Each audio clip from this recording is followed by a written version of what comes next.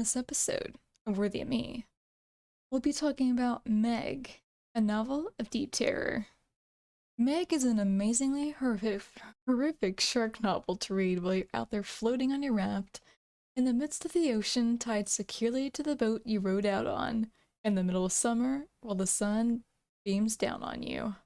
Nothing to worry about at all with every page turned, with every line read. With every massive bite taken out of puny little humans from a massive megalodon. Just you, the ocean, and a book to read. Is Meg, a novel of deep terror, worthy of me? I read this book long before the Meg movie came into existence, though it did mention it on the cover.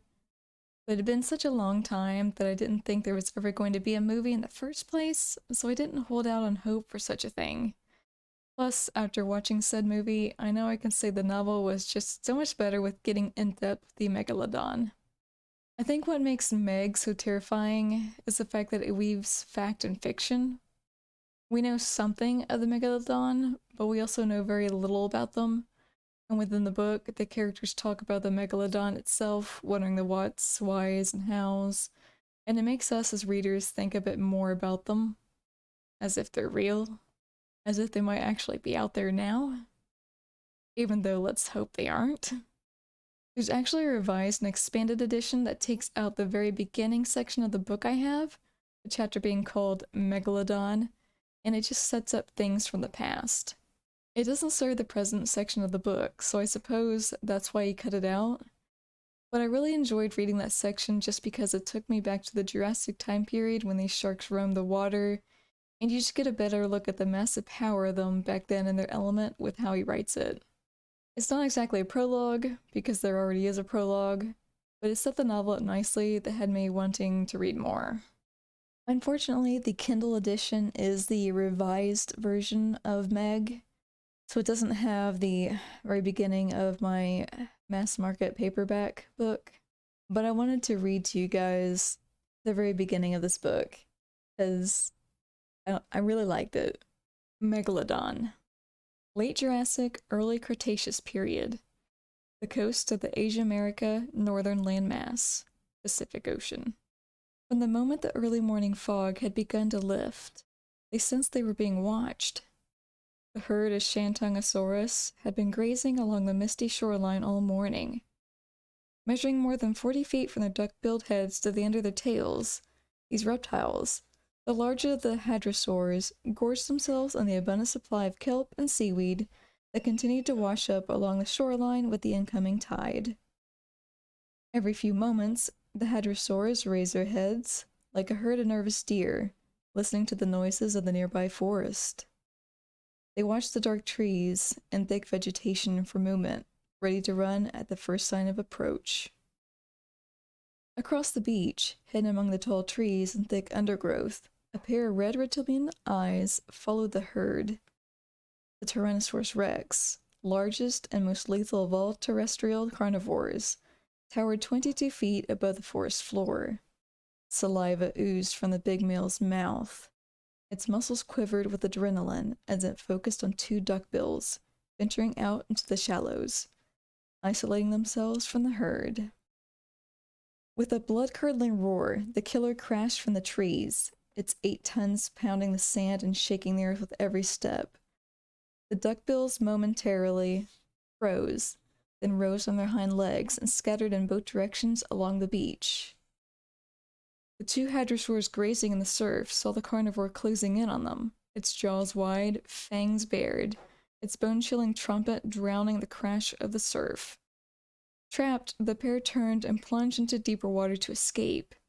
They strained their long necks forward and began to swim, their legs churning to keep their heads above water. Driven by hunger, T-Rex crashed through the surf after them.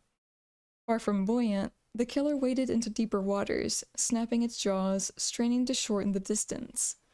But as it neared its prey, the T-Rex's clawed feet sank deep into the muddy sea floor, its weight driving it into the mire. The hadrosaurs paddled in 30 feet of water, safe for the moment, but having escaped one predator, they now faced another. The 6-foot gray dorsal fin rose slowly from the sea, its unseen girth gliding silently across their path. If the T-Rex was the most terrifying creature ever to walk the earth, then Carcharodon Megalodon was easily lord and master of the sea. 60 feet from its conical snout to the tip of its half-moon-shaped caudal fin, the shark moved effortlessly through its liquid domain, circling its outmatched prey. It could feel the racing heartbeats of the hadrosaurs and the heavier thumpa-thumpa of the T-Rex. Its ampulla of Lorenzini tuned in to the electrical impulses generated by the pounding organs.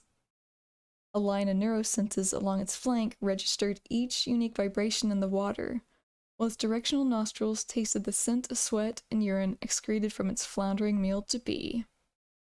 The pair of hadrosaurs were paralyzed in fear, their eyes following the unseen creature's sheer moving mass, which circled closer, creating a current of water that lifted and dragged the two reptiles into deeper waters. The sudden change panicked the duckbills, who quickly reversed direction, heading back toward the beach. They would take their chances with the Tyrannosaurus. Thrashing and paddling frantically, they moved back into the shallows, feeling the mud swirling beneath their feet.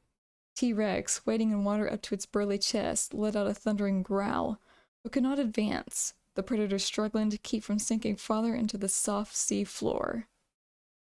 The duckbills neared the reptile's snapping jaws, then suddenly broke formation, swimming in separate directions and passing within a few hurrying feet of the frustrated hunter. The T-Rex lunged, snapping its terrible jaws, howling in rage as its fleeing prey. The duckbills never stopped, bounding through the smaller waves until they staggered onto the beach and collapsed on the warm sand, too exhausted to move. Still sinking, the Tyrannosaurus had to struggle to keep its huge head only a few feet above water.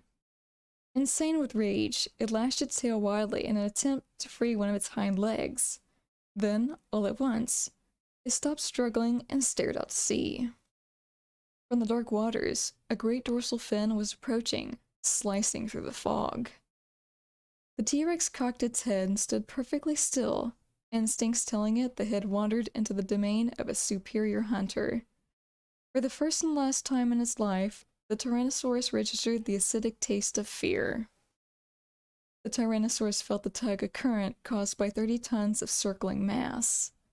Its red eyes followed the gray dorsal fin until it finally disappeared beneath the murky waters. T-Rex growled quietly, searching through the haze. Leaning forward, it managed to free one of its thickly muscled hind legs, then quickly freed the other. On the beach, the Hadrosaurus took notice and backed away. As the towering dorsal fin rose again from the mist, this time racing directly for the T-Rex. The reptile roared, accepting the challenge, its jaws snapping in anger. The weight kept coming, the dorsal fin rising higher. Higher, while underwater the unseen assailant's head rotated slightly, its jaws hyperextending seconds before it slammed into the T-Rex's soft midsection like a freight train striking a disabled SUV.